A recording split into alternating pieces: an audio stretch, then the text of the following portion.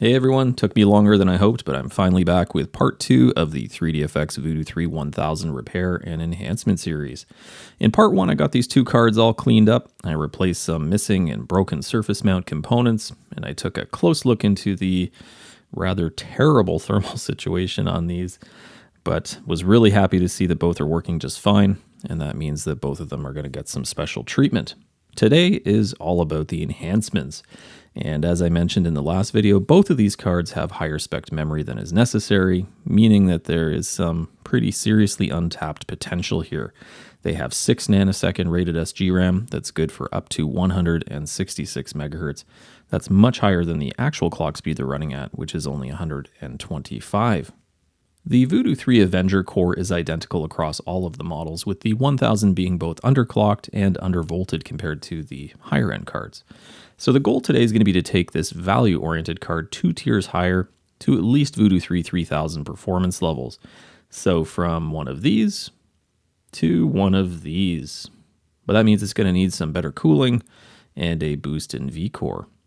But before we do that, there is one important thing we're going to need to do. As I showed in my last video, the electrolytic caps on card number 1 were a bit suspect, but at any rate, these quarter-century-old caps really should be replaced on both cards for good measure. You may think this is more of a maintenance task, not really an enhancement, but I am going to try something a bit different today. Both of these cards are going to get poly-modded. So in other words, I'll be replacing the electrolytic caps with polymer equivalents. For anyone not familiar, polymer caps have a solid electrolyte, and they won't leak and corrode your beloved hardware. They can also last much longer, and they tolerate heat better too. But that's only part of the benefit. One of the biggest advantages is that they have a much lower ESR, or equivalent series resistance, and they also have better ripple current handling too. Both of these are important characteristics for certain types of circuits, especially in power delivery and power filtering or decoupling. Now, the 1000 has only 5 electrolytic caps, and you'll notice that 4 of them are placed in close proximity to the memory modules. These ones are receiving 3.3 volts, and their purpose is power filtering or decoupling, basically just to reduce the noise and voltage ripple for the SGRAM chips. A polymer cap with the same specifications will do as well or better in this type of circuit, and can usually filter out some higher frequency noise too as a bonus. The 5th capacitor is way down near the voltage regulator, and this one's providing some pre-filtering for one of the regulator input pins. Unlike the others, this one is getting 5 volt power, and I will talk a lot more about the regulator and how it works a bit later, but this one too can also benefit from being a solid cap.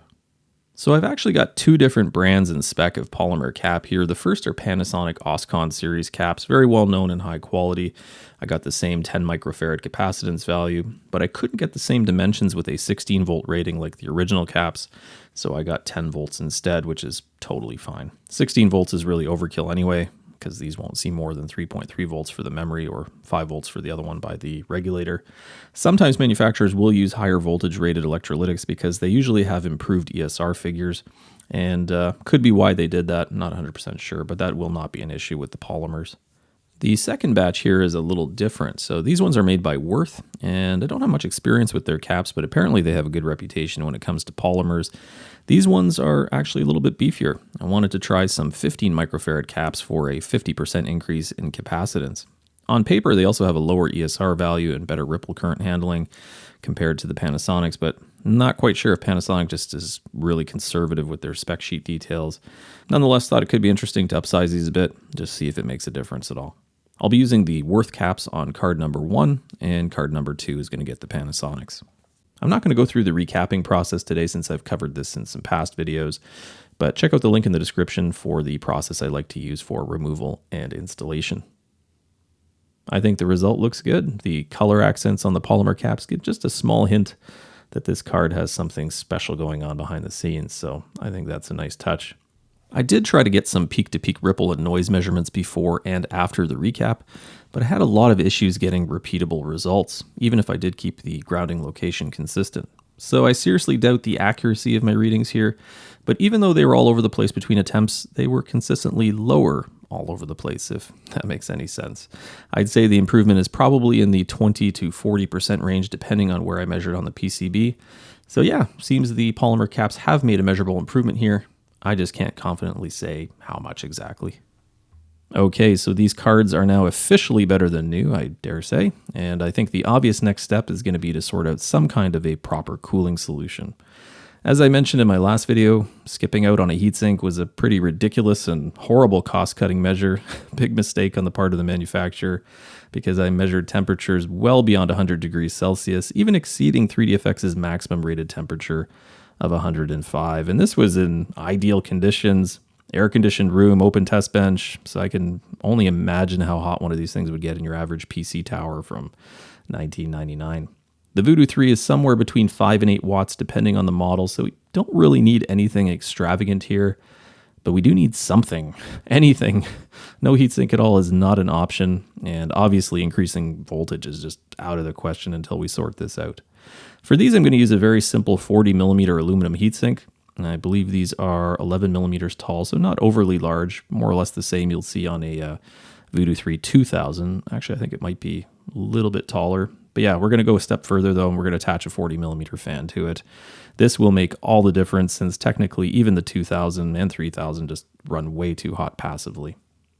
But before we do that, I wanted to talk more about something that I discussed in part 1. The Voodoo 3 uses thermal balls at the center of the chip that conduct heat into the PCB, essentially using all the copper in the ground plane and traces as one big heatsink.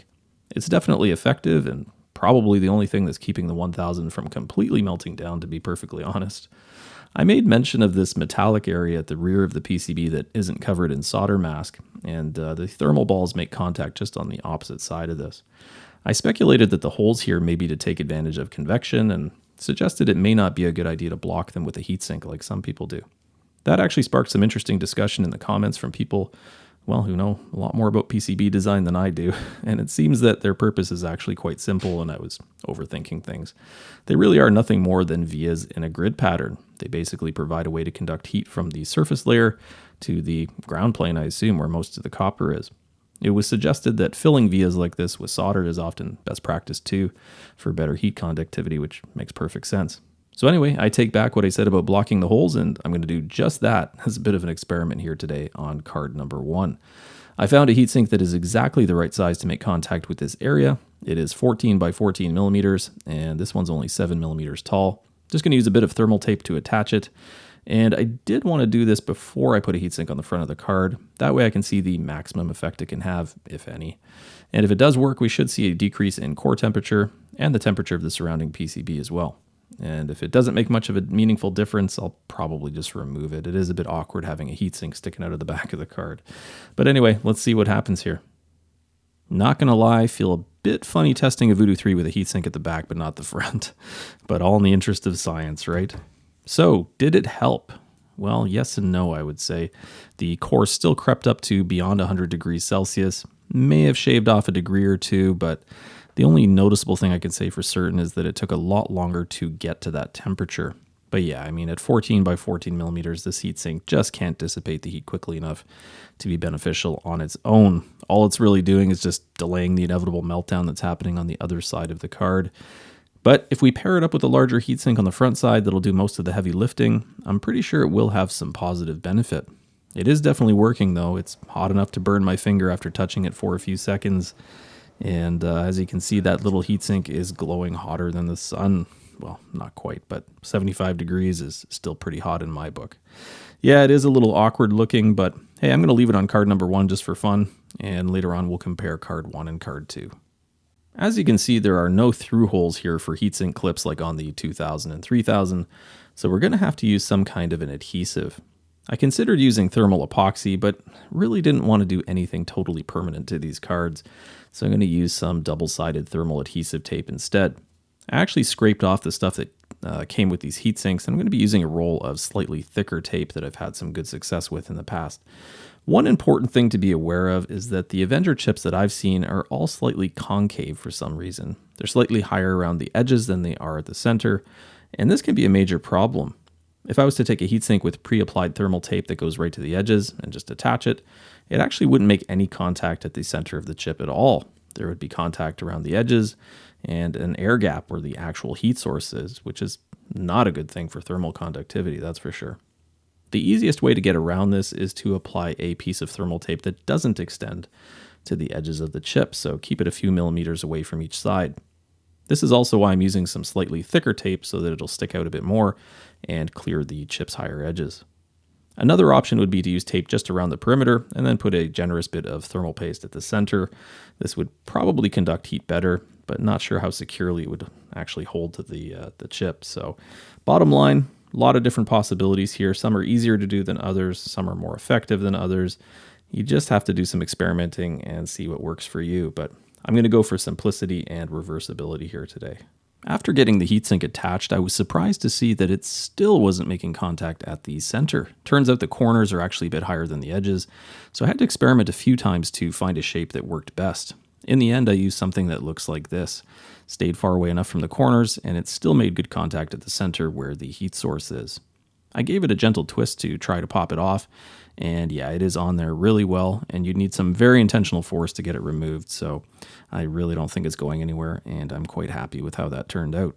But the important thing is whether or not it actually works. Let's give these a quick try without a fan, and see if the larger heatsink keeps them any cooler. I started with card 2 that has no heatsink at the rear, and after about 15 minutes of Chipquik, I could see that the heatsink got nice and toasty. Seemed to stabilize at around 61, 62 degrees. And the fact that it gets nice and hot like this is a very good sign. It means that heat is transferring from the chip to the aluminum where it can be dissipated. Interestingly, the regulator is now the hottest point at the front of the card. It's a few degrees hotter than the heatsink even. At the rear, we can see the PCB still getting hot thanks to the thermal balls. It's around 70 degrees or so. But we'll have to see if adding a fan will help to bring that PCB temperature down. Card 1 with the rear heatsink actually managed a little bit better and was a couple of degrees cooler, but then again it was cooler to begin with even with no heatsink, so I don't think that means very much. Again, really good to see that the heatsink gets nice and hot to the touch, so it is indeed working, and that's what's most important for this test here. At the rear of card 1, the little heatsink is still getting hot, but it is actually 7 or 8 degrees cooler than we saw previously, and the surrounding PCB is also a fair bit cooler. Okay, with the heatsink sorted, let's talk about fans. Special cards like these deserve special fans, so I picked up a pair of high quality models made by Sanyo Denki. So these are the San Ace 40s. They are 40 millimeters wide, 10 millimeters tall, and I went with the lower RPM version to keep the noise down. Well, I mean, 5,000 RPM isn't exactly low RPM, but it is noticeably quieter than the more common models that spin at 6,000 or 7,000. I believe these use a ball bearing instead of a sleeve bearing, and they should last a very long time. The only unfortunate thing is that they were bare wire leads only. They didn't come with 3-pin connectors, like a lot of fans that are sold for industrial or medical equipment. Thankfully, I have some experience with crimping these types of connectors, and that wasn't a problem. I'm sure some of you are wondering why I didn't just get some 5-volt fans and power them from the card somewhere to avoid any external connections like this. But I really don't like doing that. If the cable gets pulled on or caught on something, it's really easy to rip those delicate pads right off. It's really not the same as having a proper fan header on the card. The other benefit to going this way with an external connection is that you can monitor the fan speed using the sensor wire, and you could potentially use a fan controller to reduce the noise further if you wanted to. And of course, the fan can be easily removed and replaced, and you don't need to worry about any soldering. Now that is a beefy looking heatsink. It's a lot thicker than I expected. Definitely a dual slot card now, I would say, but that's okay. This is card number 2, by the way.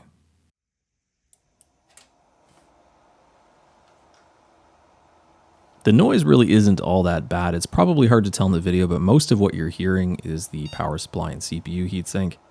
Might help if I plug the cable in. It is definitely audible, but not in any kind of annoying way, thankfully. I don't really get a good view of the heatsink on the front now because of the fan, but I can clearly see a major reduction in temperature at the PCB on the rear of the card. It's now only about 50 degrees at the hottest point near the chip, where it was 75 or more previously. That is a very good sign. Card number 1 looks even better. The 14mm heatsink on the back didn't even get beyond 48 degrees. Huge improvement. Active cooling really does make all the difference here, that's for sure.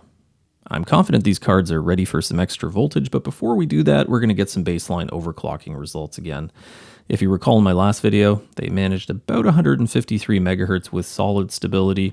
I could push them just a little bit higher than that, but they were definitely flaky, so we'll go with that number. This was with a big 120mm fan blowing on them, but they had no heat sinks and some sketchy caps. After spending some time pushing the cards, I hit exactly the same wall as last time. I could do 153 megahertz with stability on both cards, but again, really anything beyond that would eventually show some problems. Really not surprising though, the core is just so starved for power at this point, but that is what we are going to deal with next. Okay, so we've got to get some more electrons flowing through this Avenger chip here if we want to hit our target of Voodoo 3 3000 performance levels. So let's turn our attention to the voltage regulator on the card. The Voodoo 3 1000 uses a Semtech EZ1582CM, bit of a mouthful. It is very similar, but not exactly the same as the one used by higher-end Voodoo 3 cards.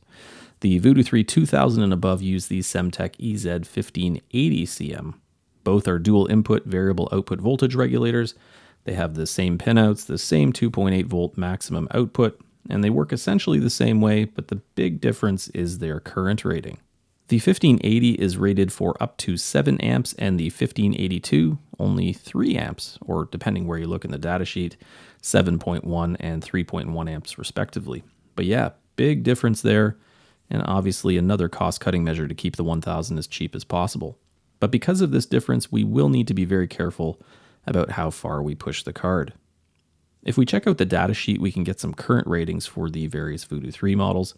For the 3000, they call the typical current draw 2.94 amps, and I'm assuming that's at the typical core voltage of around 2.7 volts, and obviously with the frequency of 166 megahertz. That's not even half of the 1580's current rating, but it is dangerously close to the 3.1 amps that can be supplied by the 1582. If we were to push it even further to the 3500s, 2.76 volts and 183 megahertz, we would be well beyond the regulator's maximum current rating. But to be honest, we probably don't need to boost the voltage all that high to reach our goal of 166 megahertz. The two cards are already able to overclock well beyond Voodoo 3 2000 levels, and that's with only about 2.3 volts. We're only 13 megahertz away from our target, and that'll also be the maximum rated clock speed of the SGRAM memory anyway, so really there's no guarantees beyond that. And if we crank it too high, really all we're doing is increasing power consumption, heat, and just stressing out the regulator. So all that said, I think 2.7 volts at 166 megahertz is really going to push the current limit just too close for comfort. Instead, we're going to stick with a voltage somewhere between the Voodoo 3 2000 and 3000, so probably not any higher than 2.6 volts, and that should keep our current well below 3 amps, hopefully around 2.8, 2.9 amps, somewhere around there, and it should give us even just a little bit of extra headroom in case we want to do some overclocking. Okay, so a maximum of around 2.6 volts, that's great, but how on earth do we dial in a specific target voltage on the Semtech 1582? I'm not going to get too much into the inner workings of regulators here today, but the key pins that we're interested in are the sense and adjust pins. They are part of the amplifier component in the regulator. There are a few variables that determine the desired output voltage, namely two resistors that the datasheet calls R1 and R2. R1 is a resistor between the adjust and output pins, and R2 is a resistor between the adjust pin and ground. Most of the volt mods I've seen people do on the Voodoo 3 focus only on the R2 resistor. That's the one between the adjust pin and ground, and that's because its function is very simple. You increase the resistance and the voltage goes up, decrease the resistance and the voltage goes down. Very simple, and it does work, but it's only part of the overall equation. How much the voltage actually goes up or down very much depends on the resistance of both resistors, not just R2. As you can see in the datasheet, there is a formula that can be used to determine the output voltage. It does look a little bit intimidating at first glance, but it's actually quite simple. Just don't forget the whole BEDMAS order of operations thing from high school and you'll be just fine. R1 and R2 are the values of those resistors in ohms.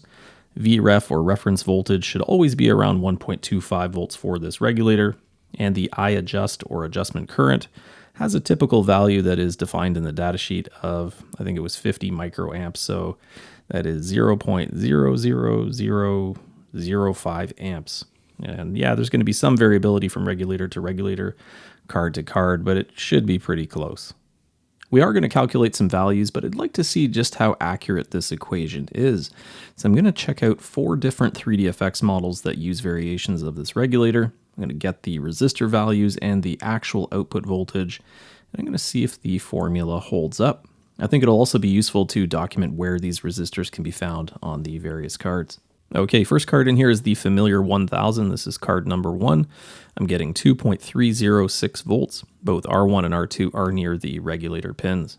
R1 is measuring 130.5 ohms, which is a bit off from its label, which should be 133 ohms. R2 is measuring 109 ohms, but again, label on the resistor is actually marked for 110. Here is card number 2. I'm getting 2.285 volts.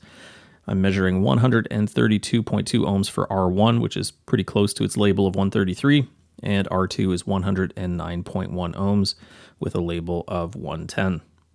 Next is the 2000. On this card, I'm getting 2.606 volts, which is actually a little bit on the high side for a 2000, but technically still in spec. Both resistors are just above the regulator pins. R1 is 120.4 ohms, almost matching its label of 121. R2 is 129 ohms with the label marked for 130.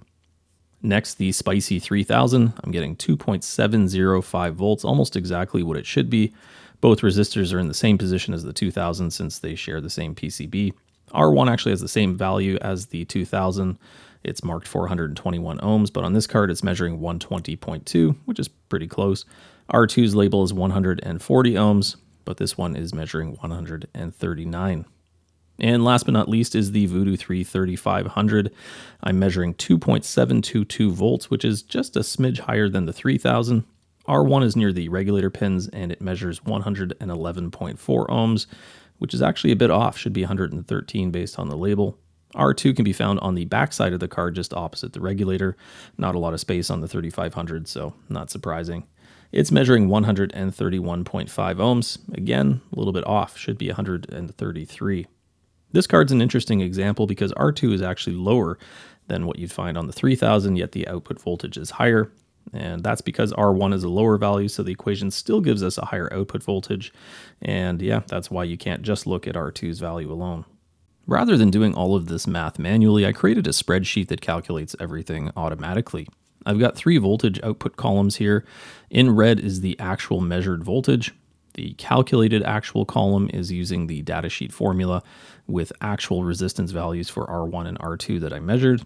And the third column, calculated label, is similar, but using the resistor labels instead of the actual measured resistances. You could say that the last column is what the manufacturer actually intended the V-core to be. Amazingly, all of the calculated values are almost exactly right on, within a few millivolts or so. I think this formula really does hold up.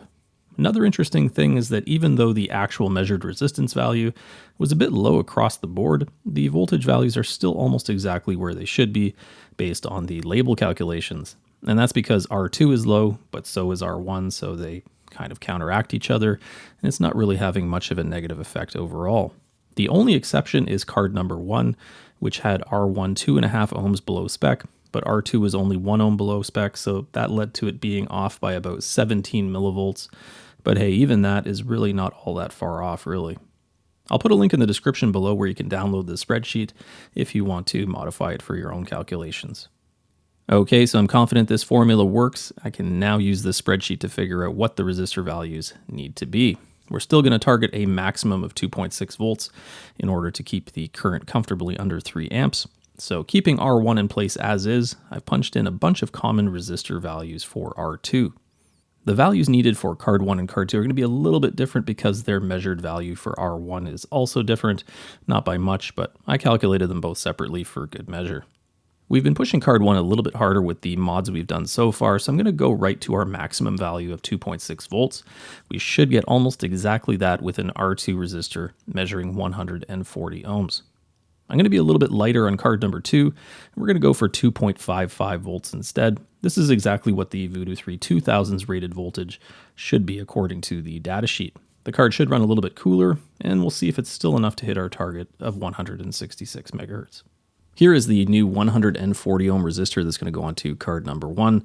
These are standard thin film type resistors with a size of 0603, and these ones are made by Panasonic. Unlike the resistor it's replacing, this one doesn't have an EIA 96 label on it.